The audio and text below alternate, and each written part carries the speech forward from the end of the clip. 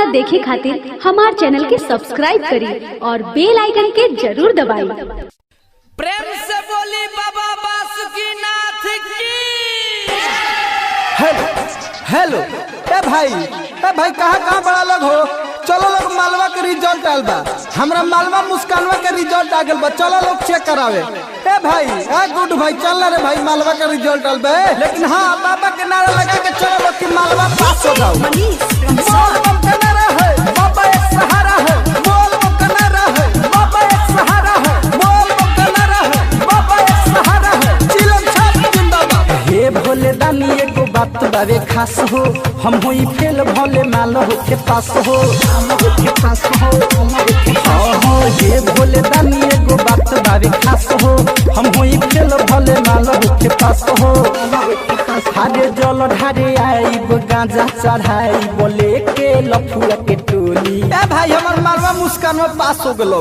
मार देम गोली रिजल्ट में जे बोली, मार देम गोली कोचिंग में जे बोली, मार देम गोली स्कूल में जे बोली, मार देम गोली रिजल्ट में जे बोली। ए भाई जानै तारे सब भोले बाबा के कृपा बा कि मालवा पास हो गेलै बा।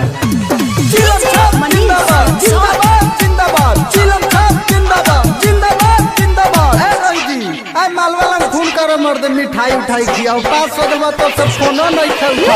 डायरेक्टर सती सिंह, म्यूजिक डायरेक्टर मानली ना हमर कहानवा, उजिले ना उच्चारणवा।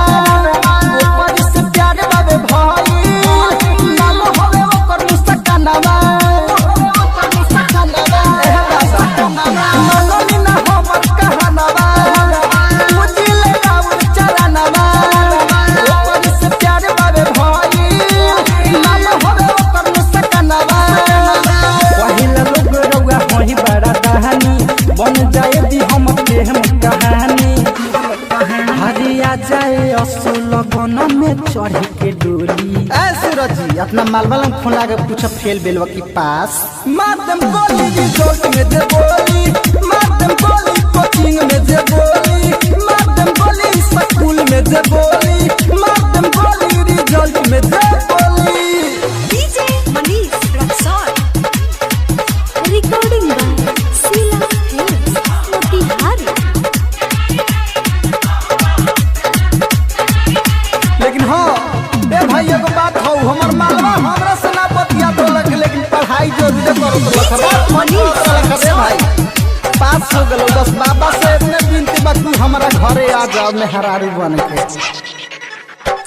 संतोष भैया अंकितवा पूछ ना रे अपना मालवा से खेल भेल की पास। कह दिल बहुत बड़ाई, कह दिल बहुत पढ़ाई। जब से अखिया बलहरा भइला एक बेर लड़ाई। कह दिल बहुत बड़ाई, कह दिल बहुत पढ़ाई। जब से अखिया बलहरा भइला एक बेर लड़ाई। कृष्णा बसंत संगे सूरज तिवारी, मिथिलेश तूफानी संगे रही हरे बोलबम के नारा राउर सहारा अखिया बुद्धि। ए रोहित पूछा ना मर्द कजलिया फेल भेल की पास। मार देम गोली रिजल्ट में जे बोली, मार देम गोली कोचिंग में जे बोली, मार देम गोली स्कूल में जे बोली, मार देम गोली रिजल्ट में जे बोली। जिला recording studio Motihari. Contact number 91 23 12 12 58। अरे पूरा इंडिया हिली बाबू, खाली तू देखत जा।